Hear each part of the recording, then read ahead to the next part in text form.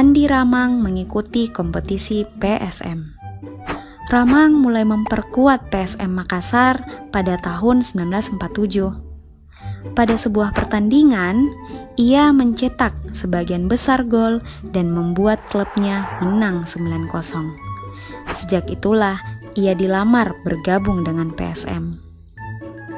Apa sih kehebatan Ramang hingga terkenal sampai saat ini dan menjadi legenda dalam sejarah pesepak bolaan nasional?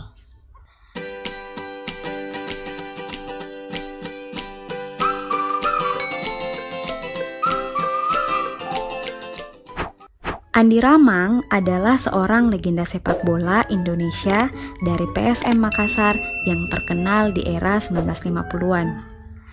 Ramang yang lahir di Baru pada April 1924 merupakan putra dari Nyoklo, yaitu ajudan dari Raja Goa Jonjong Karenta, Lembang Parang yang terkenal sebagai jagoan sepak raga. Bakat Ramang memang menurun dari sang ayah. Mulanya ia memperkuat Bon Baru, kota kelahirannya.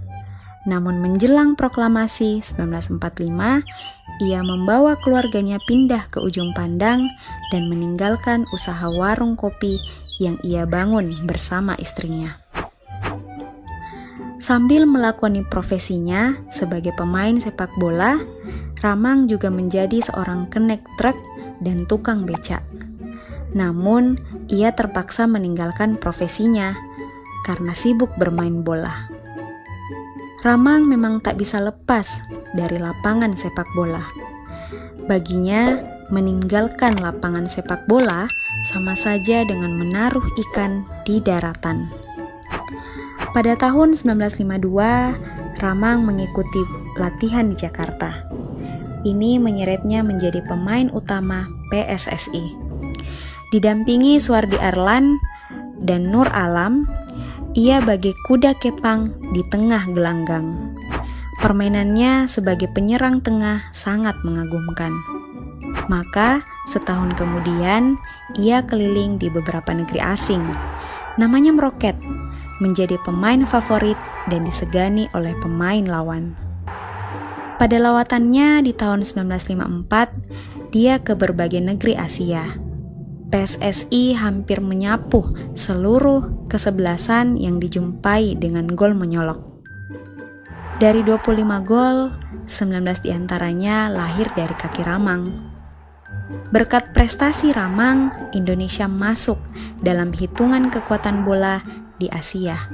Satu demi satu, kesebelasan Eropa mencoba kekuatan PSSI. Era kejayaan Ramang sebagai pemain sepak bola ternyata cukup singkat. Pada tahun 1960, dia dijatuhi hukuman, yaitu hukuman skorsing karena dituduh makan uang suap dalam pertandingan.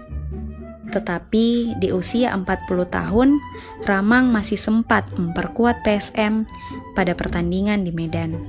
Hingga akhirnya ia memutuskan menjadi seorang pelatih. Akhirnya Ramang meninggal dunia pada tanggal 26 September 1987 karena sakit paru-paru yang dideritanya. Ramang dimakamkan di TPU Panaikang.